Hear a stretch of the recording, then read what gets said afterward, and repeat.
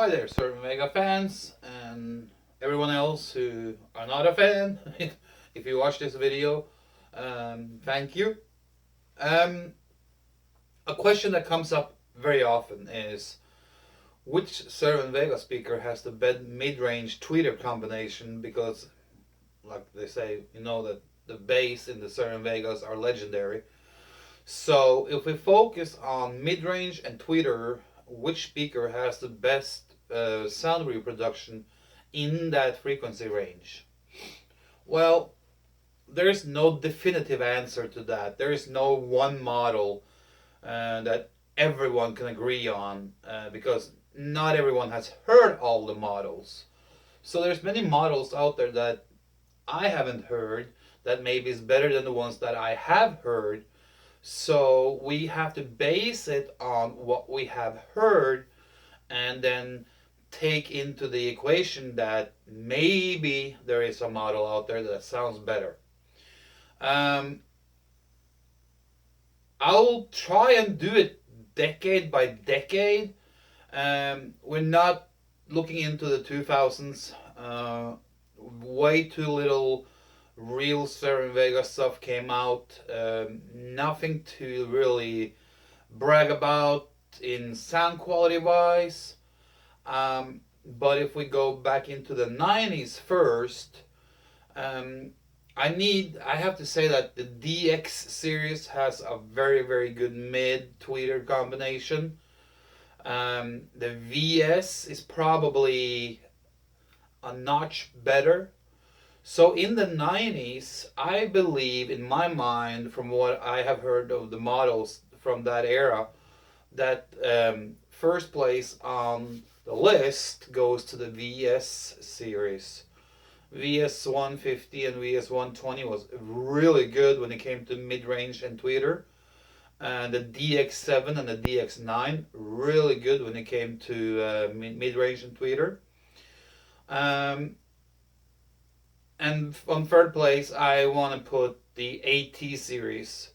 AT series also has a good mid-range tweeter combination. Maybe one of the better tweeters of all of the 90s. Although the AT kind of like came out 89, 90 around there. So 90s, definitely VS, DX, and AT. In the 80s, it's a little bit different. Not as many models. Most part of the 80s was like you had a couple of series and then you had some specialty models. M100 stands out. M80 kind of stands out. The D9 and the D7 was good.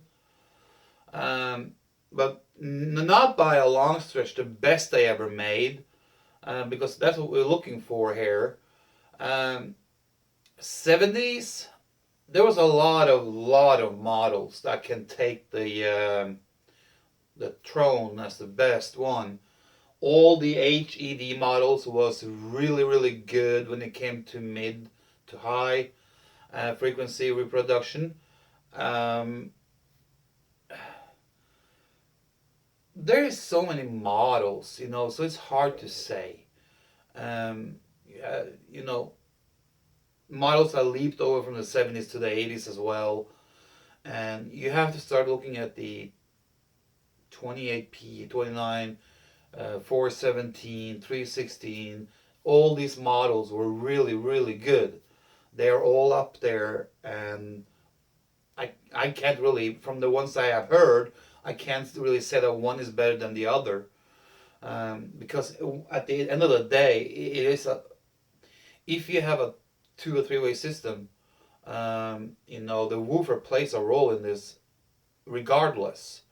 So how it fills out from the bottom frequency and up also plays a role. So I want to say in the 70s, every model sounded really good. 60s, as we know, no hi-fi models that was officially launched onto the market. Maybe some prototypes or special custom built ones. If we go back to the 50s, I have only heard one speaker from the 50s, and that's the Vega 500.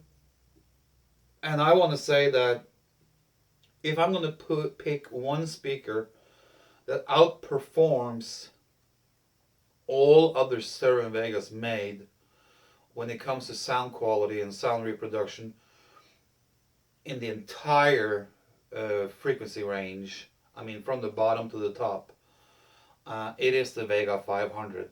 And if you take the woofer away in that speaker and just listen to the mids and the highs and evaluate that up against other models all the way through the 70s, 80s, 90s, 2000s, there is nothing that can touch Vega 500. Like I said, there's models I haven't heard that might be better, like the Metron series, the Suffet. I haven't heard the Suffet, so I don't know. I haven't heard the SR speakers, so I don't know how they are. But from the ones I have heard, which is quite a lot, and a lot of them, I want to say that the Vega 500 is the champion. There is nothing from the year 1990 up to 2000 that can touch that sound. There is nothing in the 80s that can touch it. 70s, maybe there is some models that I haven't heard that can be equally good or maybe better. But for me, I think the Vega 500 will always be the champion regardless. The Suffet has a really big task on its hand to beat the Vega 500. And the same with the 320 system and the same with the SR. I can't really see any models knocking the Vega 500 off as the best one ever. That was my opinion on the best tweeter mid-range combination from Cerwin Vega. And just remember this. The Vega 500 is a 4-way speaker, so you have some really intricate crossover things going on, and signals are split up, and you have so many drivers, and they used some of Jensen's exclusive drivers that are really, really sought after today and sells for between $500 and $1,000 each on eBay when they come up for sale. So that speaker, Vega 500, is going to take a lot to knock that one off the first place. Doesn't matter what you bring up. I'll take a discussion any day. You can bring up whatever you want, and I'll bet you that the Vega 500 is better. I heard the Vega 500 twice with some really solid amplifiers. One time I heard a pair in Denmark that was run by Krell amplifiers, and the second time I heard them, they were in Sweden. In fact, it was back in 2002, I think it was. And they were running on Nemo, Electric Company and Nemo monoblocks. And I tell you, if you have good amplifiers on the Vega 500, the Vega 500 can compete with any other brand and any other speaker from any other manufacturer any day. However, I haven't heard the 12-foot huge one that I showed you in the Ghost video. So that one might be the champion. If we hear it, it might be better. But as it is right now, Vega 500. Bottoms up. That's it.